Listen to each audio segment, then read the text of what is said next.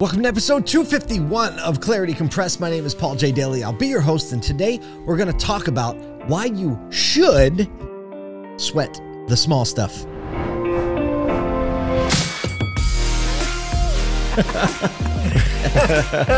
Let the good times roll. This is Clarity Compressed. A while back, we're probably going back 20 years ago, there was a book that came out, and it was called Don't Sweat the Small Stuff. And I understand the premise of the book, right? Because you can take the little things on your shoulders and eventually those little things add up and they weigh you down. And then it's like, oh, right? You can't walk around, right? If you're sweating the small stuff, making the little things a big deal. I understand the premise of the book. I have to say, though, I disagree with that. Now, there does have to be a balance between, knowing when, paying attention to things in order of priority or in order of magnitude, right? It's tough to not pay attention to the fact that, there's a window broken, right? It's a big thing, as opposed to, is the window clean, which is a small thing when it comes to how do I keep my house, contained from the weather, etc. However, the small things, as I think about this, the small stuff is mostly the stuff that people remember. You got to get the big things right, without a doubt. And thinking in terms of, I guess, if you're a business owner or even if you're just in a relationship, there's an element of the small things over time adding up to the big things is really how it works. Even if you think in the terms of gardening, right? It's the small behaviors that added up over time add up to the big things, right? Making sure that it's weeded, making sure it's watered properly, right? Every day, little increments. But if you don't sweat the small stuff on those days, guess what's going to happen? You're not going to have anything growing in your garden. Same thing's true for a relationship. This is something that I've been learning a lot about and thinking about a lot in my own life, in my marriage. And it's that healthy relationship and healthy marriage is a constant behavior of planting seeds that will grow into good things in the future, right? Not monumental things, but little things. And pulling the weeds on a regular basis that grow up in any relationship, because you can't just plant it and think a garden is going to be fine over time. It takes a lot of maintenance over time, trying to grow in those things, trying to be more aware of those things. And they also translate into the world of business. They also translate into the world of either business ownership or operating inside of business and, customer relations or client relations. It's the small stuff. Think about this even in live events and things like that. It's the small stuff. It's the details. If you've ever gone to a great restaurant or a great hotel in hospitality, you realize it's the small stuff and it's the details. So many times they're the things that didn't take a lot of time or effort or money. Just took some intentionality to create a really amazing, amazing experience. It's why Chick-fil-A works.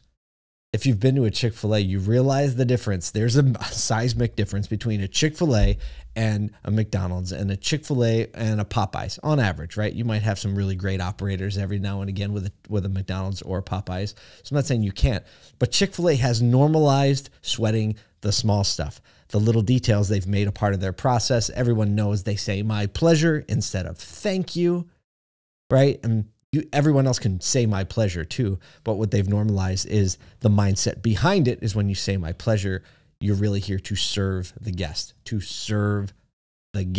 not to throw fries at them, to serve the guest. In hospitality, you can check in and the process might not be the best check-in process you've ever seen. You might not be at the nicest hotel, but if the person behind the desk says something, is kind, goes out of their way just a little bit to sweat the small details. Hey, I noticed you have a young child. Would you like a bottle of water? Would you like this thing? Would you like that thing? Is there anything I can do to help you? Sweating the small stuff.